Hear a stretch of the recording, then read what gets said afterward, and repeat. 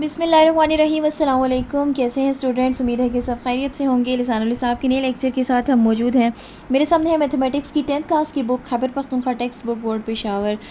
Exercise number 3.4 variation से related हमारी चल रही थी और इस बार हम सीख रहे थे कि के मेथड क्या होता है, के मेथड को के मेथड क्यों कहा जाता है। लास्ट लेक्चर में मैं बात कर चुकी हूँ जिसमें हमने क्वेश्चन नंबर 1 और 2 को के मेथड से सॉल्व किया और मैंने इससे रिलेटेड जो एग्जांपल्स थी उन पे भी बात कर ली।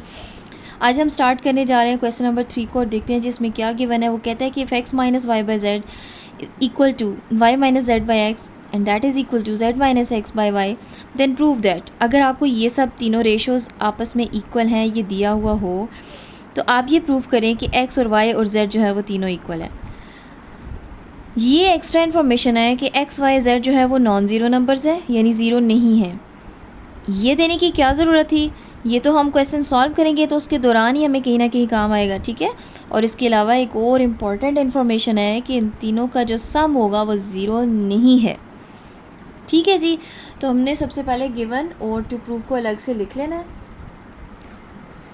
जी। मैंने अपने पास गिवन भी लिख लिया और जिसको प्रूव करना है वो भी लिख लिया। ये जो उसने एक्स्ट्रा इन्फॉर्मेशन दी हुई थी कि तीनों का सम ज़ीरो नहीं है, तीनों नॉन ज़ीरो नंबर्स हैं। नॉन ज़ीरो के बारे में भी बेशक बता दें और तीनों का सम ज़ीरो नहीं है, ये भी मैंने गिवन में ही लिखा है, ठीक है। ये हमें दिया हुआ है, इसकी हेल्प से हमने ये सब लेते हुए इसको प्रूव करना है। अब प्रूफ स्टार्ट करते हैं, ठीक है जी। तो इसके लिए आप सोल्यूशन बेशक ना लिखें, प्रूफ लिखते हैं तो ये ज़्यादा अच्छा रहेगा, ठीक है। ये कोई आप सॉल्व तो नहीं ना कर रहे। अच्छा, आपने करना है इन रेशोज़ के साथ के मेथड वाला मामला जैसा कि हमने किया था। और आप क्या करेंगे, आप सबसे पहले सपोज़ करेंगे कि जो तीन ratios x minus y by z और y minus z by x और z minus x by y, जो तीन रेशोज़ दी हुई हैं, इनको आप सपोज़ कर लें कि वो किसी के कांस्टेंट के इक्वल है, ठीक है। अब इसका मतलब ये है कि तीनों रेशोज़ इक्वल हैं। इसका मतलब ये हुआ कि first ratio x minus y by z भी के इक्वल है, second ratio y minus z by x भी के इक्वल है और third ratio z minus x by y भी के इक्वल है। अब ये आपके पास तीन अलग अलग इक्वेशंस बन गई हैं जिनको मैंने कॉमा से सेपरेट किया है, ठीक है। अच्छा, अगर फर्स्ट वाली इक्वेशन को देखा जाए तो इसका मतलब ये है कि x माइनस वाई इक्वल है, z डिवाइड हो रहा है, दूसरी साइड पे जाके मल्टीप्लाई करें तो क्या बनता है, के जेड। सिमिलरली सेकेंड रेशो में से भी x मल्टीप्लाई होगा तो क्या आ जाएगा, के एक्स। और इसी तरीके से थर्ड वाली रेशो से जब y मल्टीप्लाई होगा k के साथ तो के वाई या y के, जिस तरह भी आप लिख सकते हैं, ठीक है। अब फिर आपके पास ये फॉर्म्स बन गई। अभी आपके पास तीन इक्वेशंस हैं और आपने प्रूव ये करना है। ये आपकी मंजिल है जनाब, आपने इस तरफ जाना है कि x और y और z किसी तरीके से तीनों इक्वल आ जाए। अब आपने तीन इक्वेशंस के साथ कुछ ऐसा मामला करना है, इन तीनों इक्वेशंस के साथ, कि आपके पास x, y और z तीनों इक्वल आ जाए। अब ज़रा अपनी तरफ गौर करें, आपके पास जो इक्वेशंस है सब की राइट हैंड साइड पे k आ रहा है। क्या आपने जो प्रूव करना है उसमें k है? नहीं। इसका मतलब है k को भी किसी न किसी तरीके से ख़त्म होना है। दूसरी इंपॉर्टेंट बात यह है कि लेफ़्ट हैंड साइड्स पे x और y और z आ रहे हैं और पॉजिटिव और नेगेटिव साइंस के साथ आ रहे हैं। आप क्या करें कि इनको इक्वेशंस का नाम दे दें। This is first equation, this is second and this is third equation. और यहाँ आप क्या करें, आप तीनों इक्वेशंस को ऐड करके देख लें। अब आप कहेंगे हमें कैसे पता चलेगा? तो जनाब ये प्रूफ वाले क्वेश्चंस किसी को भी नहीं पता होते कि किस मेथड से चलना है, वो बस चलते जाते हैं और फिर ऐड करना है, सब्ट्रैक्ट करना है, ये प्रैक्टिस उन्हें बताती है। हम ट्राई करते हैं कि ऐड करने से क्या होगा। हमेशा एडिंग से काम नहीं बनता, कभी सब्ट्रैक्ट करने से भी प्रूव हो रहा होता है, कभी हमें मल्टीप्लाई करने से, किसी ख़ास नंबर से मल्टीप्लाई करने से हमें रिक्वायर्ड रिज़ल्ट्स मिल रहे होते हैं और कभी डिवाइड करने से, ठीक है। Adding equation 1, equation 2 and equation number 3 check कर लें। अगर आप एग्ज़ाम्स में बैठे हैं और अगर आपको नहीं पता कि इसका क्या करना है तो यहाँ आके एक छोटा सा रफ़ वर्क करके चेक कर लें कि क्या ऐड करने से ही काम चलेगा या कोई और ऑपरेशन करना चाहिए, ठीक है। रफ़ वर्क में पूरा क्वेश्चन सॉल्व करने नहीं लग जाना। जहाँ ज़रूरत पड़े कि अब यहाँ भी हमें कंफर्म नहीं है क्या करना है तो वहाँ थोड़ा सा रफ़ वर्क पे कुछ काम कर लिया करें, ठीक है। ऐड करते हैं जी। तो एडिंग से क्या होता है, फर्स्ट इक्वेशन है x minus y is equal to k z second equation है y minus z is equal to k x, और थर्ड इक्वेशन है z minus x is equal to k y. जब आप ऐड करते हैं तो science change नहीं होते और जो एडिशन सब्ट्रैक्शन हो रही होती है उसको कर लेते हैं। Plus x minus x cancel, plus y minus y cancel, plus z minus z cancel. Left side पे कुछ भी नहीं बचा, जबकि राइट हैंड साइड पे के जेड, के एक्स और के वाई। ठीक है, अब आप क्या करें, इस इक्वेशन को गौर से देखें। इसको मैं ज़रा सही फॉर्म में लिखती हूँ, यानी कि के एक्स, के वाई, के जेड को तरतीब भी दे देती हूँ और इसको लेफ़्ट हैंड साइड पे लिखती हूँ। इक्वेशन को ज़ीरो को राइट हैंड साइड पे लेके जाते हैं जी। कुछ इस तरह से लिख लिया। अब आप देखें कि के को कॉमन लिया जा सकता है। ठीक है, तीनों टर्म्स में आ रहा है। के into X plus Y plus Z आ जाएगा and that is equal to zero. अब आप यहाँ ज़रा एक इम्पॉर्टेंट पॉइंट नोट कीजिए कि के मल्टीप्लाई हो रहा है x plus Y plus z के साथ और प्रोडक्ट आ रहा है ज़ीरो। दो वैल्यूज़ का प्रोडक्ट ज़ीरो आने का मतलब ये होता है, दिस इम्प्लाइज दैट या तो के ज़ीरो है या फिर x plus Y plus z यानी जो दूसरा फैक्टर है वो ज़ीरो है। आपको याद हो मैंने क्वेश्चन के स्टार्ट में कहा था कि x plus Y plus Z is not equal to zero, ये उसने दिया हुआ था, ये कहीं ना कहीं यूज़ हो रहा है, तो अब आके यहाँ पे यूज़ हो गया। ठीक है, अब मैं ये कहूँगी इसके बारे में एक्स्ट्रा इन्फॉर्मेशन कह दें कि दिस इज़ नॉट पॉसिबल। क्यों? क्योंकि ये गिवन था ना कि ये ज़ीरो नहीं है। इसका मतलब है ये तो हम निकाल देंगे, इस पे ध्यान नहीं देना कि x plus Y plus z zero है। इसका मतलब है के ही ज़ीरो होगा, तभी इन दोनों का प्रोडक्ट ज़ीरो बना। ठीक है, सो के इज़ इक्वल टू ज़ीरो। अब के असल में क्या था, आप ज़रा रिकॉल करें कि मैंने तीनों इक्वेशंस जो एक्स माइनस वाई, तीनों ratios x minus y by z, that is का वर्ड यूज़ कर रही हूँ क्योंकि मैं के को रिप्लेस कर रही हूँ। X minus y by z is equal to y minus z by x and is equal to z minus x by y. मैंने स्टार्ट में ये लेट किया था ना कि ये सब के इक्वल है, तो अब मैं के को वापस रिप्लेस कर रही हूँ। ये सब हो गया के, ये सारा आपके पास के है, के इज़ इक्वल टू ज़ीरो, यानी ये सब इक्वल है ज़ीरो के। ठीक है, ये तो ज़ीरो नहीं है, इसका मतलब है के ज़ीरो है। अगर के ज़ीरो है तो के की रिप्लेसमेंट करके मैं कह सकती हूँ कि ये तीनों फ्रैक्शंस ज़ीरो हैं। इन तीनों फ्रैक्शंस के ज़ीरो होने का मतलब ये है कि इसमें से हर एक ज़ीरो के इक्वल है, यानी कि x minus y by z भी ज़ीरो के इक्वल है, y minus z by x भी ज़ीरो के इक्वल है और z minus x by y भी ज़ीरो के इक्वल है। ठीक है, इसका मतलब ये है जेड को मल्टीप्लाई करती हूँ, राइट साइड पे जाएगा तो ज़ीरो से मल्टीप्लाई होने के बाद ज़ीरो आ जाएगा। यहाँ पे देखिए y minus z is equal to x multiply हो जाएगा तो ज़ीरो आ जाएगा ज़ीरो के साथ मल्टीप्लाई होने के बाद। इसी तरीके से इस इक्वेशन में भी वाई जब ज़ीरो से मल्टीप्लाई होगा तो ज़ीरो आ जाएगा एंड दिस इम्प्लाइज दैट। अब इन तीनों इक्वेशंस में से वाई को शिफ्ट करें, नेगेटिव है पॉजिटिव करें, X is equal to Y आ गया। जेड को पॉजिटिव करें, शिफ्ट होके Y is equal to Z बनेगा। एक्स को शिफ्ट करें तो Z is equal to X बन जाएगा। और अगर आप इन तीनों इक्वेशंस को इकट्ठा करके समझें तो ये दरअसल ये कह रहा है एक्स वाई की इक्वल है, वाई जेड की इक्वल है, जेड एक्स की इक्वल है। या कि दूसरे लफ्ज़ों में मैं ये कह सकती हूँ this implies that x is equal to y is equal to z, यानी तीनों ही आपस में इक्वल हैं। और मैं एंड में लिख दूँगी हैंस प्रूव्ड, और यही आपने साबित करना था। ठीक हो गया जी। ओके जी, नेक्स्ट क्वेश्चन है आपके पास क्वेश्चन नंबर 4, और क्वेश्चन नंबर 4 को मैं यहाँ से स्किप करने वाली हूँ क्योंकि ये इंतहाई लेंथी क्वेश्चन है, इसको मैं एक अलग वीडियो में कवर करूँगी।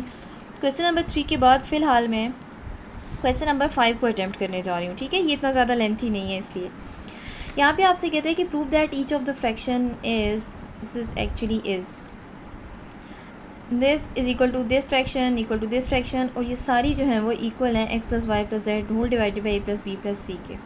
ठीक है, सो मैं क्वेश्चन नंबर 5 को सॉल्व करने जा रही हूँ, इसको प्रूव करने जा रही हूँ। अच्छा, यही आपको गिवन है कि यही आपने प्रूव करना है। तो आप क्या करें कि इसके लिए आप कोई गिवन की हेडिंग ना ही लिखें, बल्कि डायरेक्ट आप इसको टू प्रूव कह दीजिएगा। ये मैंने आपकी आसानी के लिए बताया है, वरना मैंने इसकी हेडिंग टू प्रूव ही देनी थी, क्योंकि आप कहेंगे फिर गिवन क्या है। गिवन आपको ये 3 फ्रैक्शंस हैं, ठीक है, और प्रूव ये करना है कि ये तीनों की तीनों जो है वो इक्वल है। कहते हैं ईच ऑफ दिस फ्रैक्शन, ये भी इक्वल है, इसकी ये भी इक्वल है और ये भी इक्वल है, ठीक है। तो अब देखते हैं जी कि इसका क्या प्रूव है, ठीक है। अच्छा, इसको भी हमने के मेथड से ही सॉल्व करना है, और अब हम देखते हैं, स्टार्ट लेते हैं जी कि क्या होता है के मेथड लेने से। तो मैं सबसे पहले सपोज़ कर लेती हूँ कि ये सारी फ्रैक्शंस जो हैं वो तीनों फ्रैक्शंस फर्स्ट 3 जो आपको दी हुई थी ये इक्वल है, यानी कि x plus Y by A plus B is equal to Y plus Z by B plus C equal to Z plus X by C plus A, और ये तीनों की तीनों इक्वल हैं किसी के कांस्टेंट के, ठीक है। और ये इसके इक्वल है, ये हमें प्रूव करना है। अब अगर ये तीनों इक्वल हैं के तो दिस इम्प्लाइज दैट, इसका मतलब ये है कि फ़र्स्ट फ्रैक्शन यानी कि x plus Y by A plus B भी इक्वल है के। सेकेंड यानी y plus Z by B plus C भी इक्वल है के। और थर्ड यानी कि z plus X by C plus A भी इक्वल है के। ठीक हो गया। अच्छा, अगर ऐसा है तो इसका मतलब ये है कि x प्लस वाई इक्वल है के साथ a प्लस बी जाके मल्टीप्लाई हो जाएगा, ठीक है, कॉमा। सेकेंड इक्वेशन में भी इसी तरह से है, y plus Z is equal to B plus C के साथ जाके मल्टीप्लाई हो जाएगा। और थर्ड में भी ऐसा ही है, z plus x equal to के साथ c प्लस a मल्टीप्लाई हो जाएगा, ठीक है। अच्छा, अब मैं ब्रैकेट्स भी ओपन कर लेती हूँ। This implies that x plus y is equal to k A plus k B, यहाँ आप तरतीब बना सकते हैं, ए के बी के कर सकते हैं, ठीक है।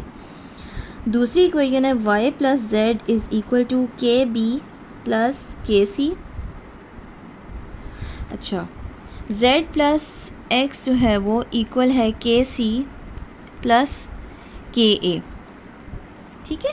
आप हर अलग लाइन में इक्वेशन, एक इक्वेशन को एक लाइन में, दूसरी इक्वेशन को दूसरी में और तीसरी को तीसरी में भी लिख सकते हैं, बस जगह बचाने के लिए और आपका वक्त बचाने के लिए इकट्ठा ही मैंने लिख दिया।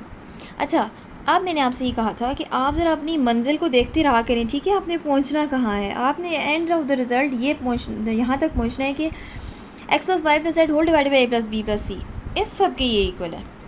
अच्छा, आपके पास जो इक्वेशंस आ रही हैं, एक तो इनमें प्रॉब्लम ये है कि उनमें के नहीं आना चाहिए, ठीक है, ये किसी तरह से ख़त्म हो। दूसरी बात ये कि ये तीनों x plus Y plus z add हो रहे हैं और डिनोमिनेटर में a plus B plus C add हो रहे हैं। हम क्या करते हैं कि इन इक्वेशंस को भी कोई ऐड या सब्ट्रैक्ट कुछ करते हैं ताकि यहाँ पे कैंसलेशंस हो, कुछ टर्म्स कैंसिल हों, तभी ये सॉल्व हो जाएंगी, ठीक है।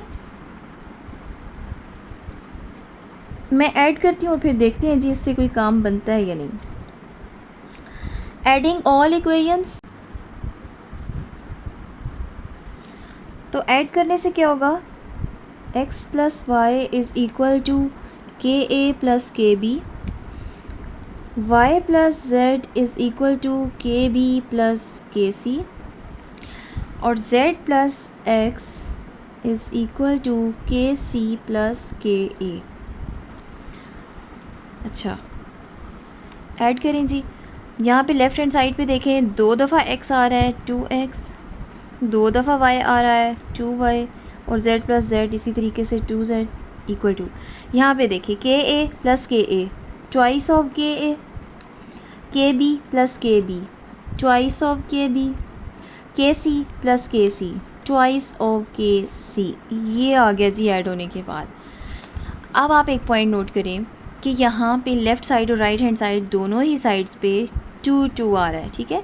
तो लेफ़्ट हैंड साइड पे अगर 2 आप कॉमन लेंगे, टेकिंग 2 एज़ कॉमन, तो x plus Y plus z रह जाएगा। और इसी तरीके से राइट हैंड साइड पे भी 2 को कॉमन लें तो के ए के बी और के सी रह जाएगा, ठीक।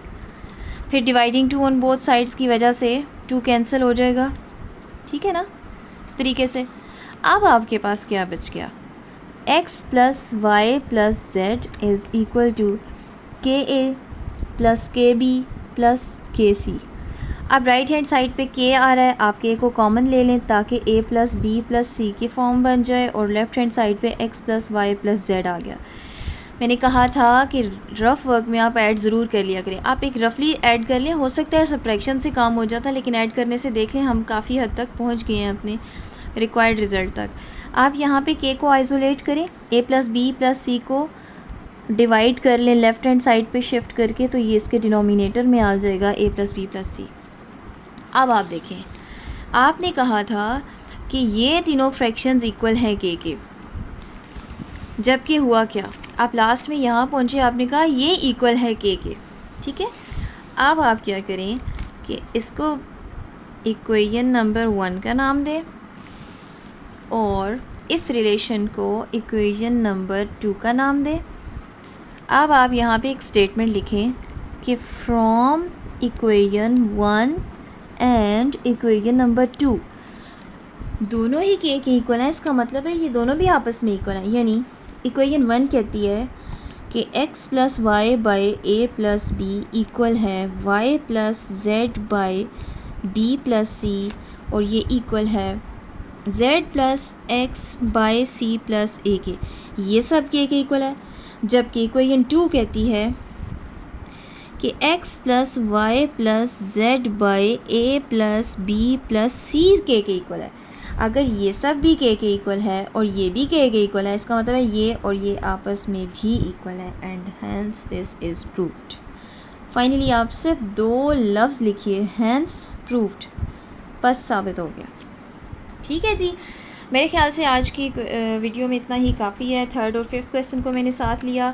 इंशाल्लाह नेक्स्ट वीडियो में हम क्वेश्चन नंबर 4 को लेके चलेंगे। क्वेश्चन नंबर 4 को लेंथी होने की वजह से स्किप किया है। हर क्वेश्चन का एक अलग मेथड होगा। अगर आपको लगता है कि इसको किसी और मेथड से भी किया जा सकता है, और अगर आप उसके प्रूफ तक पहुंच जाते हैं तो बिल्कुल ठीक होगा वो भी, क्योंकि इसमें कोई ख़ास मेथड नहीं है। लेना आपने के मेथड या रिलेट के मेथड से ही कर रही है, लेकिन आगे एडिशन, सब्ट्रैक्शन, मल्टीप्लिकेशन, डिवीजन जो कुछ भी करना पड़ता है वो डिपेंड करता है कि इक्वेशंस में क्या करना चाहिए कि हम रिक्वायर्ड रिज़ल्ट तक पहुँचे। मकसद ये होता है कि हम अपना रिक्वायर्ड रिज़ल्ट लेके आएँ। वो आ गया। यहाँ तक किसी भी किस्म का कोई भी क्वेश्चन, कोई भी क्वेरी हो तो कमेंट सेक्शन में पूछिएगा। नेक्स्ट वीडियो तक अल्लाह हाफिज़।